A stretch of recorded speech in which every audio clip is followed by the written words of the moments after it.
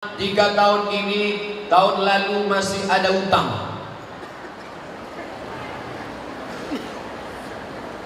Besok hari Ahad, Senin, Selasa, Rabu, 4 hari lagi masih boleh puasa. Hai ibu yang kemarin masih tinggal 4 hari, bayar 4 hari. Ini ada hadisnya jelas. Idzan tasafa Sya'ban fala tasumu. Kalau sudah lewat nisfu Sya'ban tak boleh lagi puasa. Yang tak boleh itu puasa sunat. Dulu sebelum nisfu Sya'ban dia memang tak pernah puasa. Tiba-tiba setelah nisfu Sya'ban dia puasa sunat. Boleh apa tak boleh? Tak boleh. Tapi puasa qadha boleh. Puasa kafarat boleh. Puasa fidyah boleh. Maka bayarlah hutang yang kemarin. Ibu-ibu bayar, ibu-ibu bayar, ibu-ibu bayar. Ustaz ini kenapa ibu-ibu aja yang disuruh? Karena ibu yang punya hutang. Rupanya laki ibu tuh 10 hari pula dia terpuasa.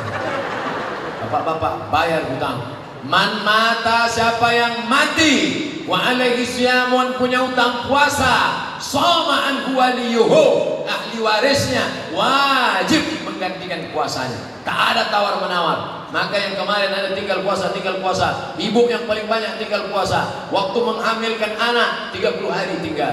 Lahir anak, menyusukan anak 30 hari tinggal.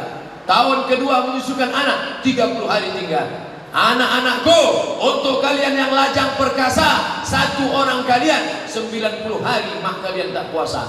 Di tahun berikutnya dia mau puasa lagi, adik kalian pula lahir. Ya kalau anaknya 2, do re mi fa sol la si do la sol fa mi re do. Berapa utang puasanya? Bayar. Saya punya teman, setiap saya mau sholat dibilangnya, untuk apa kau sholat? Kau belum awaludin ma'rifatullah, awal agama mengenal Allah. Pret. Ini orang mengaku mengaji tasawuf, tapi isinya tasawuf, bukan tasawuf. Awaluddin ma'rifatullah, awal muasal agama mengenal Allah. Bagaimana mengenal Allah? Wujud qidam baqa mukhalafatul awadis. Awaluddin ma'rifatullah bukan hadis Nabi, tapi ungkapan ulama tasawuf akidah. Bagus, pokok pangkal mengenal Allah. Tapi orang yang tidak sholat setelah akil baligh, man taraka sholata muta'ammidan, siapa yang meninggalkan sholat sengaja, faqad kafara jihara, kafirlah dia secara nyata. Jadi jangan kalian sampai tak sholat. Nabi Muhammad SAW sampai meninggal dunia tak pernah meninggalkan sholat. Kalau ada tuan guru, tuan syekh, mursyid, khalifah mengaku ahli hakikat tidak sholat, tinggalkan. Idza ra'aita rajul, kalau kau lihat ada orang yatiru fil hawa, terbang di atas awan, yamshi 'alal ma, berjalan di atas air, ada orang terbang di atas awan, berjalan di atas air, la tartar, jangan kau tertipu, dia penipu, tapi pandanglah bagaimana istiqomahnya salat berjamaah. Al istiqamah, 1 istiqamah khairun min alfi karamah, lebih baik daripada kau memiliki 1000 karamah. Ada orang bisa sholat maghrib di Makkah, sholat isya di Madinah, tembus dia, setan pun bisa melakukan itu. Tapi pandanglah bagaimana istiqamahnya sholat berjamaah. Yakin? Tidak yakin dah habis suara. Bagaimana hukum menyimpan uang infak masjid di konvensional? Pindahlah ke bank syariah. Sekali lagi ku pesankan, pindahlah ke bank syariah. Kalau perlu bank konvensional, BPD, bank pembangunan daerah, robah jadi bank syariah. 2 provinsi sudah merubah. Nusa Tenggara Barat, Tuan Guru Bajang, doktor dari Al Azhar Kairo, hafal Quran, dirobah jadi bank syariah. Aceh berhasil merubah jadi bank syariah. Malaysia, saya ceramah di Kuala Lumpur, bank rakyat Malaysia, bank konvensional berubah menjadi bank syariah. 5.000 pegawainya Muslim, bank syariah. Bahkan Cina, non Muslim, Hindu, Buddha, Keleng, Cina menabung di bank syariah karena pembagian hasil yang luar biasa. Ini jihad ekonomi kita, hidupkan ekonomi umat, bangkit ke bank syariah.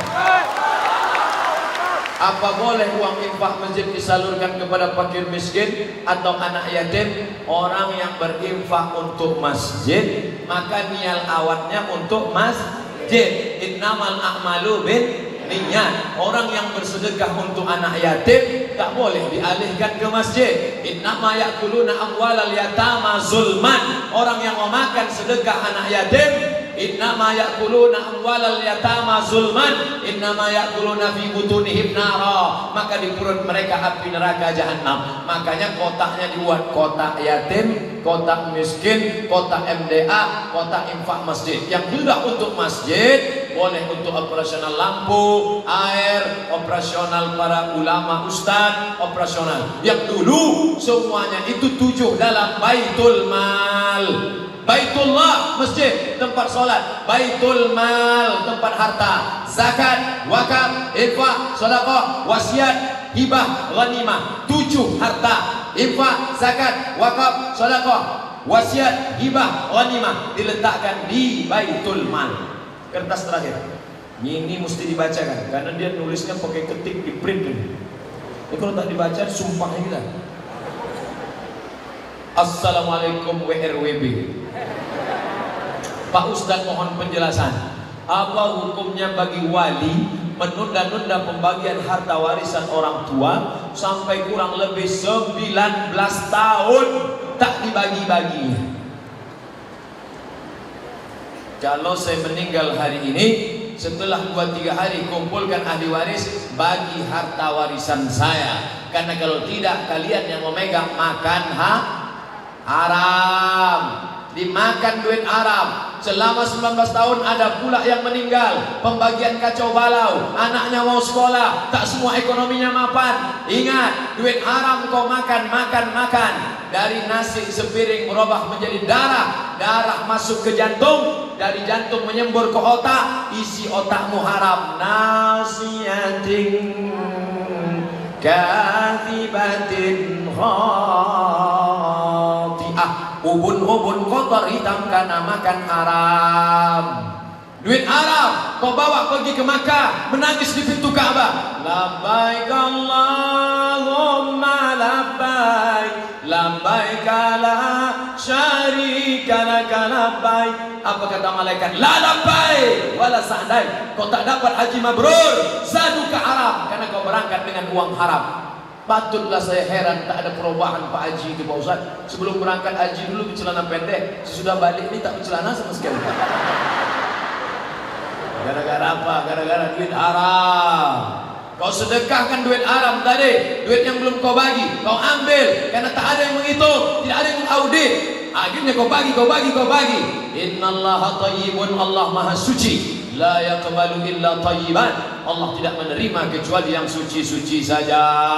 Pertanyaan terakhir, bagaimana orang tua kami di alam kuburnya? Karena anak-anaknya yang selalu bertengkar berkelahi.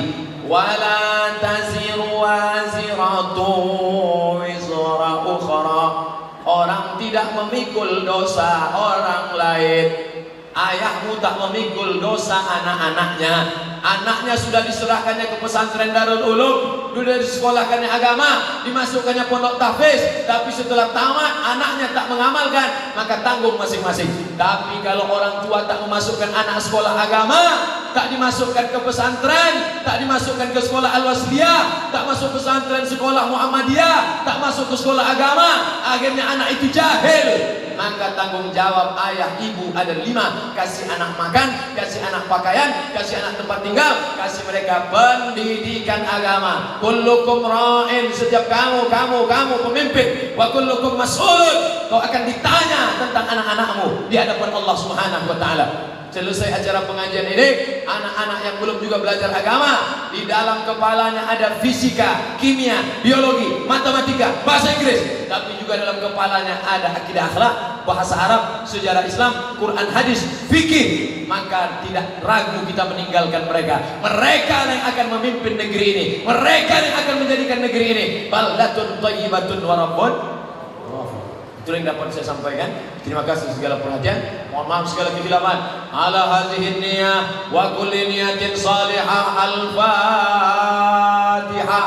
A'udzu billahi minasy syaithanir rajim. Bismillahirrahmanirrahim. Alhamdulillahi rabbil alamin. Ar-Rahmanir Rahim, Maliki Yaumiddin. Iyyaka na'budu wa iyyaka nasta'in. Ihdinas siratal mustaqim, siratal ladzina an'amta 'alaihim ghairil maghdubi 'alaihim waladdallin. Amin. Allahumma inna nas'alukal huda, berikan kami hidayah, wat-tuqa, tanamkan rasa takut dalam hati kami, wal afaf, menjaga diri dari yang haram dan syubhat, wal ghina, berikan kami kecukupan ya Allah. Allahumma aghnina bihalalika an haramik, cukupkan kami dengan yang halal sehingga kami tidak mencari yang haram. Allahumma aslih syababal muslimin, perbaiki anak-anak muda-mudi kaum muslimin muslimat. Allahumma dafa'anal ghala wal waba wal fahsya wal riba wal zina wal munkar. Selamatkan anak-anak muda kami bil khusus Kabupaten Asahan dari malapetaka, bencana, riba, zina, narkoba, LGBT, perbuatan keji dan bongkar. Allahumma arzuqna imaman adila, berikan kami pemimpin yang adil ya Allah. La tusallim alaina man la yakhafuka wa la yarhamuna, jangan kau angkat pemimpin kami orang yang tak takut padamu dan tak sayang pada kami ya Allah. Allahumma a'inna, tolong kami ala zikrika, supaya kami selalu berzikir mengingatmu, wa syukrika, kami selalu bersyukur padamu, wa husni ibadatik, selalu beribadah dengan ibadah yang terbaik. Allahumma barik lana fi Sya'ban, berikan kami berkah di bulan Sya'ban, wa ballighna Ramadan, sampaikan kami ke bulan Ramadan. Rabbana ighfir lana dzunubana, ampunkan dosa kami, wali walidaina, kedua orang tua kami, wali guru-guru kami yang sudah mendidik kami. Kami tak dapat membalas budi baik mereka ya Allah, hanya Engkau yang dapat membalas mereka. Andai mereka sudah meninggal dunia, lapangkan kubur mereka ya Allah. Andai mereka masih hidup, lapangkan rezeki mereka ya Allah. Berikan mereka kebaikan, sehatkan mereka, selamatkan dari para malapetaka, bencana, kesukaran dan kesulitan hidup ya Allah. Rabbana atina fid dunya hasanah wa fil akhirati hasanah wa qina adzabannar. Wa sallallahu ala sayyidina Muhammad wa ala alihi wa sahbihi wa sallam, walhamdulillahi rabbil alamin. Taqabbalallahu minkum inna wa minkum taqabbal ya karim. Terima kasih segala perhatian, mohon maaf segala kesilapan. Wassalamualaikum warahmatullahi wabarakatuh.